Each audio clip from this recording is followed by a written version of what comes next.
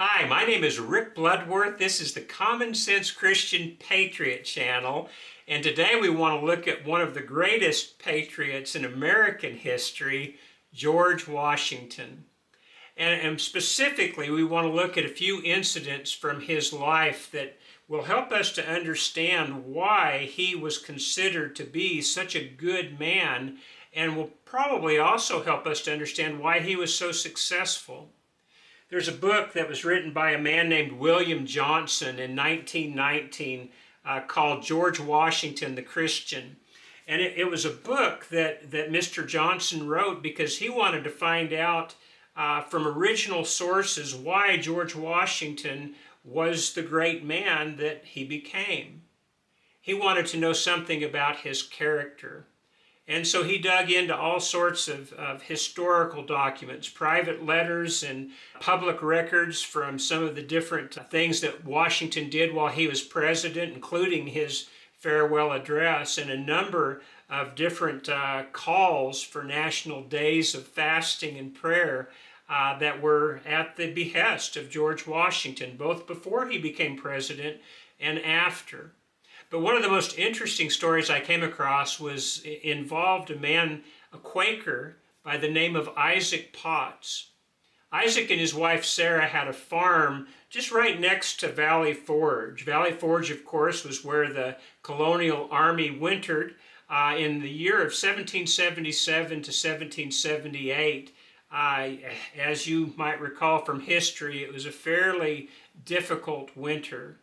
There was a lot of suffering that was going on amongst this particular army, and there was some question as to whether or not they would even stay together.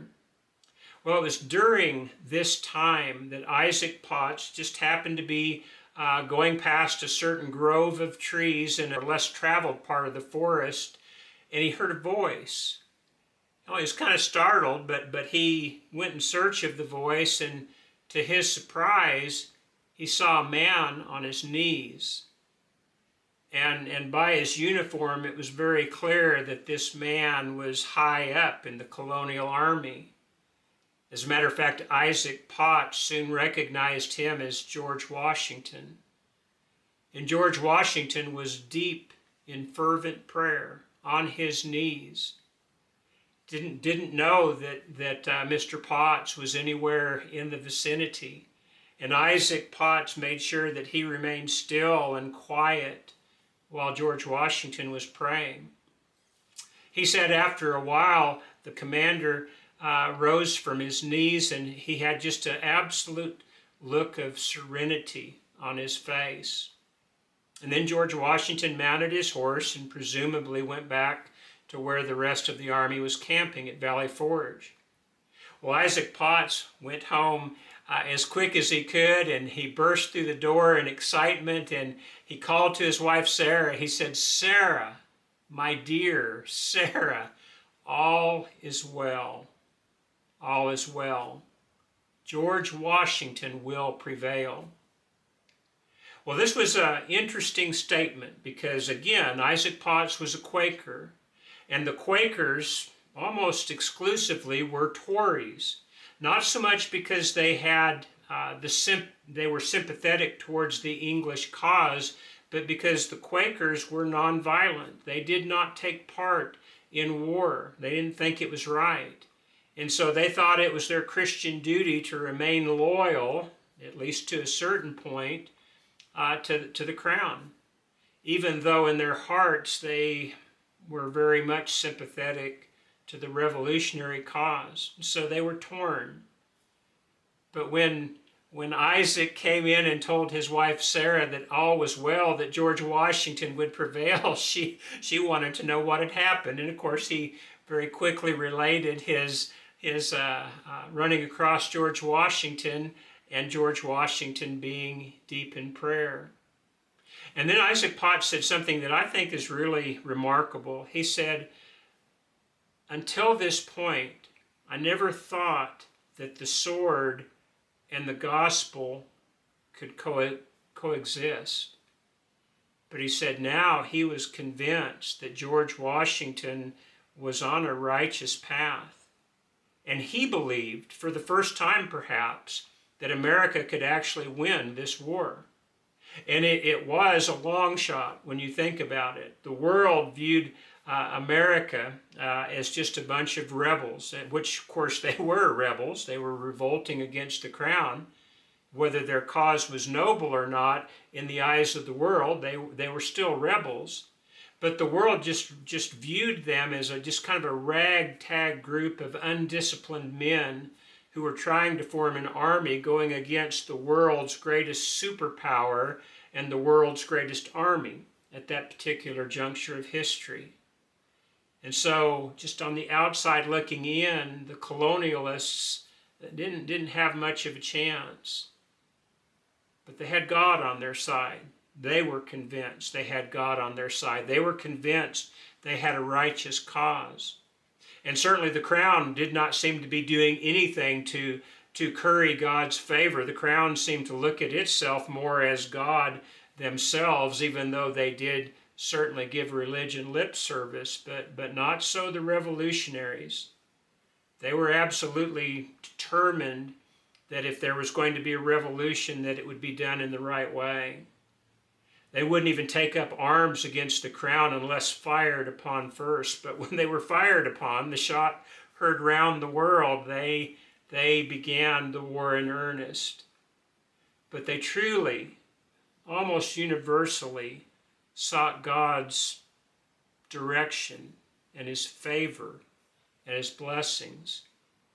George Washington was very well known amongst the army as a man who would take frequent breaks from his busy schedule to just go off into private prayer.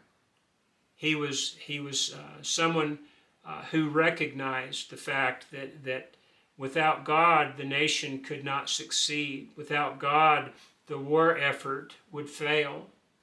And he was absolutely determined to seek God's blessings and God's direction in everything that he did. That's not surprising. That was the way he was raised. When he first left his home and left his family, he took along with him a journal, and that journal has turned into one of the most remarkable prayer journals, I suppose, ever recorded. It was a prayer journal probably 200 years before they even became in vogue.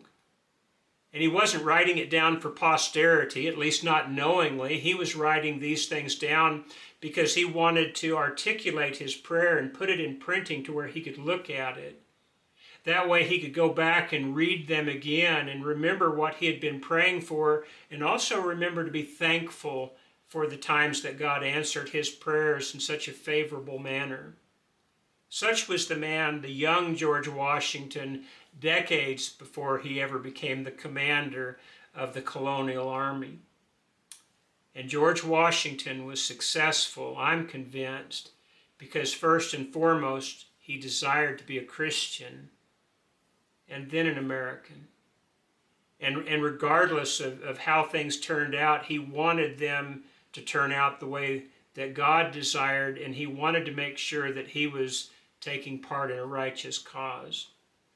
Well, there was another leader, over 2,500 years earlier, by the name of King David, who also sought out God's favor, who not only read his word, as did George Washington, for counsel, but he frequented talking to God in prayer. And this is how he put it in Psalms chapter 55 and verse 17. This is a psalm of David, and he wrote this: "Evening and morning and at noon will I pray and cry aloud, and he," talking about God, "and he will hear my voice." David was absolutely determined to pray multiple times a day. And he was absolutely determined that God would hear the king's voice every day. David humbled himself, even though he was king, before God, and recognized God as the only true sovereign. Well, some 2,500 years plus later, George Washington approached God in much the same way, with humility and an absolute determination to seek God's counsel through his word and then to ask for God's help through prayer. I don't know if there's any other explanation for America successfully winning the Revolutionary War other than the fact that there were so many righteous men and women who were determined to do God's will and who were determined to ask Him daily, frequently, in prayer for His help, for His guidance, and for His blessings. And America has truly been blessed. Well, you fast forward to today. The reason I began this channel is I believe there's still a lot of patriots left in America who love God and country in that order. But I think there are fewer and fewer that are in positions of leadership. We have fewer and fewer righteous men and women who have any authority at all, who will even admit to praying on a regular basis. And if they do admit to that, it seems like very often it's so they can gain some sort of political advantage. Or if they admit to it, they want to say why they're on the right side and the other people are on the wrong side, why God is on their side and why God is against these people. But I believe we should be a whole lot more concerned about whether or not we're on God's side rather than God being on our side. Because God's perspective, God's side is the only side that can prevail. And should we find ourselves on the wrong side, we're going to lose. Even if we say we're seeking His counsel, even perhaps if we're sincere in that, if we're going in the wrong direction, or if we're trying to get God to come over to our side instead of us trying to make sure we're on God's side, I don't think America can succeed. And I don't believe we have enough leaders who even want to do that anymore. It seems like so many of our leaders are just in it for the power and the control and the money and all the trappings of wealth and privilege that our leaders seem to have surrounded themselves with in our current day. We need leaders like George Washington, don't we? We need men who didn't particularly want to be president in the first place, but felt that they were duty-bound to do so. But if they were going to do so, they were going to do it on God's terms and not yield to the pressures of the political machinery that we so often have whenever we have a nation that's involved with a power struggle like we see today.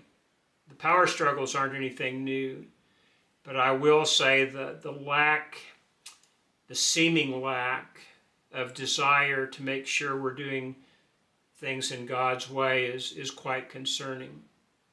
In the absence of our leaders praying on a daily basis, sincere, humble prayers for His guidance, that they might be doing His things in His way, in the absence of that, I believe we need to be doing that. I believe it's very important for patriots, for those who love God and country in that order, to be praying to God, humbly beseeching Him for His will. If we've got some punishment to go through, that we'll be able to go through it in such a manner as to come out on the other side stronger than we were. We cannot continue on this reckless path of just trying to serve ourselves. We've got to get back through repentance to doing everything we can to serve God. Once we do that, I believe then we have the right to approach Him humbly and regularly in prayer. And like King David, who wanted to make sure God heard his voice every day, and President Washington, long before he became president, who wanted to make sure that he was praying to God for His help, we need to be doing the same thing. If we can have the attitude that we want to be making sure that we're pleasing to God first and foremost, and trying to encourage a nation to do the same, I believe we'll be successful. But in absence of that, I believe we're going to see a nation that continues to decline. It won't be the first nation that declined. Don't ever forget that King David, though the proper king of a nation that was referred to as God's chosen people, don't ever forget that they were destroyed as a nation because they abandoned God. Can America expect any different fate if we continue on the path we're going on today? It's time to repent. It's time to start praying, and it's also time to start choosing leaders that are absolutely determined to do the same. Well, that's the video for today. I hope it gives you something to think about. It's very encouraging to me to go back and look at George Washington's life. It helps me to understand why we had so many good things happen during a time when there were so many people like him who sought God and who wanted to do His will first and foremost, and then ask Him for help in doing that, including in building a nation. Well, thank you for tuning in today. I hope we'll see you next time. God bless.